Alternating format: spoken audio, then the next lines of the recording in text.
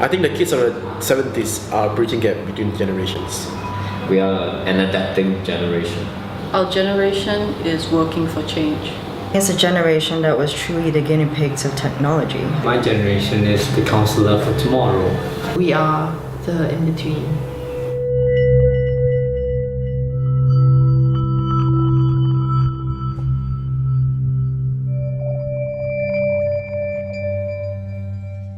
Now it's like, did you read my email? Did you see my Facebook? Hey, I tweeted this. Hey, how about that? Have you been on Pinterest? Have you been on Facebook? Did you see my... And it's just like this, so much information is coming into you at one time. It's just too much. My generation now deliberately make our lives more complicated and more tough. Like, you know, we own 2 phones. We have multiple gym memberships for some strange reason. And you know, we just make it harder on ourselves because we just live more duplicated lives than my parents would have. There are these things called books that most of the world seems to have forgotten. The growth of the technology is getting so fast and so sleek, right, and very high up. But the mentality of the humanity is too slow.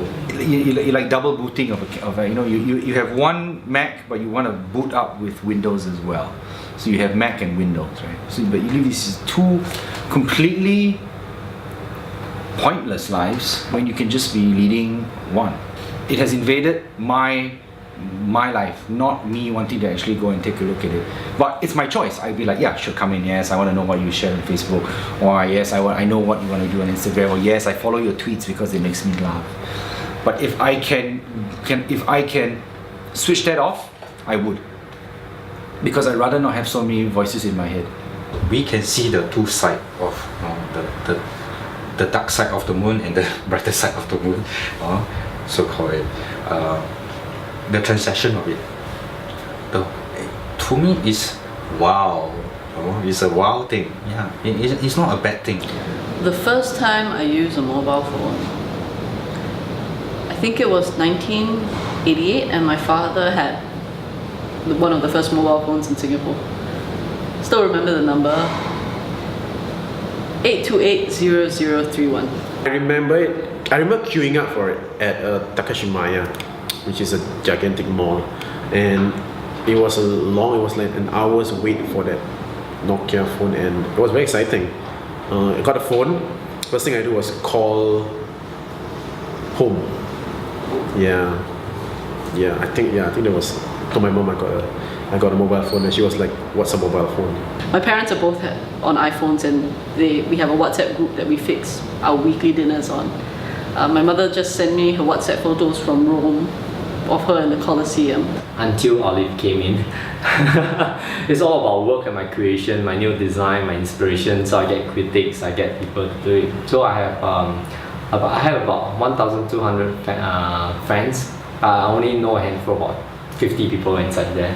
So a lot of them are my followers. They follow my concept, my philosophy. So comparatively, that will be our own family entertainment. Olive has her own Facebook page. You can see her growing up from day 1 to now. It's made everyone a little bit too lazy to really spend time with anyone else. So it's a very disconnected society. People are just not as personal with each other in this generation. It's like it's an efficient shortcut.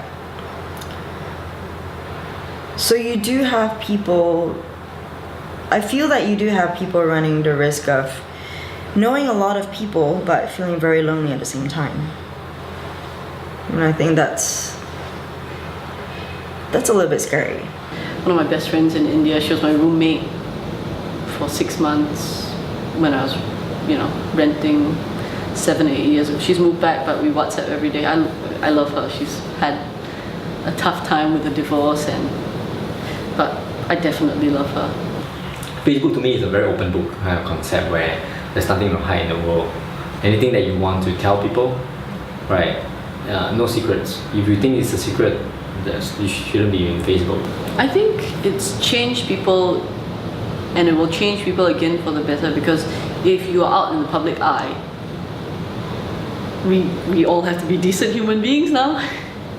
Before I post, I definitely look at what I need to, what kind of, whether it will be a public outcry or whether people will have strong feelings against my posting. It allows freedom in terms of like you're your own author. There's a lot of you empower you to be your own author of your life a little bit. I get all my news from social media. If it's important enough, it will be on my Facebook feed because somebody will pick it up. It's interesting because then what I find interesting or what I read gets read by other people, so I'm sort of like a mini news aggregator for my friends to stay informed. My parents' generation and before, work's done at 5. They can't contact you, there's no mobile phone, there's no computer, there's no emails. Everyone was a little bit more relaxed, things were a bit slower. Generally, it's not as stressful, I feel. They don't age as quickly as people do now.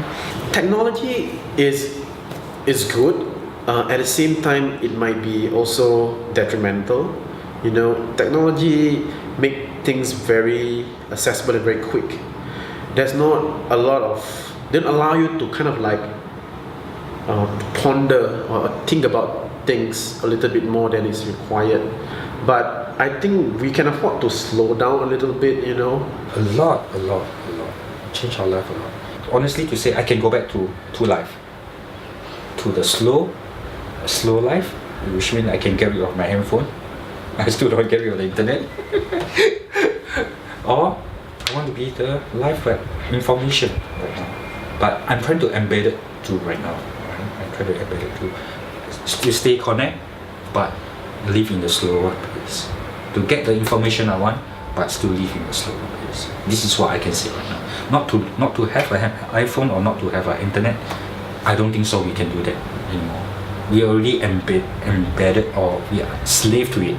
Honestly, to say it, yeah. We are slave to it, as I said. But if you can take everything, slow it down.